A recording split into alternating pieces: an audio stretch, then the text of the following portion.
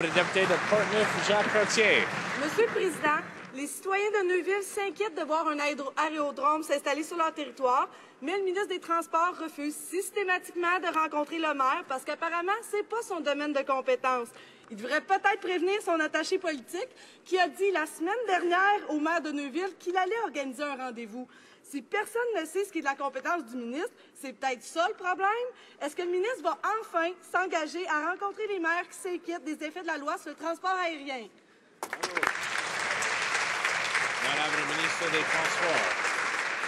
Monsieur le Président, la compétence provinciale et municipale au Québec sont un secteur pour qui notre gouvernement a un immense respect, Monsieur le Président. Cette députée, Monsieur le Président, ne comprend pas que ce qui se passe à l'intérieur d'un territoire municipal dépend de la Ville, Monsieur le Président. Le maire et le conseil de Ville ont une entente. La Ville a conclu une entente avec le promoteur pour réduire les effets causés par l'implantation. Est-ce qu'on pourrait parler de compétences fédérales, Monsieur le Président, dans cette Chambre et laisser aux gens qui ont d'autres compétences faire leur travail? L'honorable député de Québec.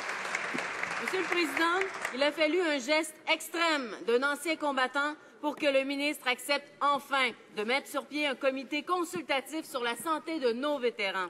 Le ministre a promis à Pascal Lacoste que le comité serait formé d'ici le 8 décembre. C'est dans 2 semaines. Sauf que depuis, c'est le silence radio.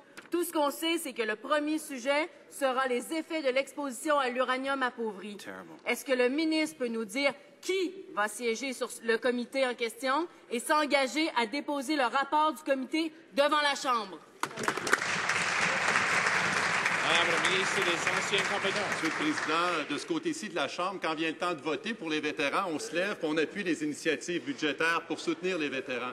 Également, quand vient le temps d'aider les vétérans, comme je l'ai fait avec le vétéran Lacoste, je lui ai tendu la main, on est prêt à lui offrir des traitements, une évaluation qui réponde à ses besoins, à ses frères d'armes. Et comme j'ai pris l'engagement, d'ici le 8 décembre, restez branchés, le comité sur la santé des vétérans sera mis sur pied. Merci beaucoup.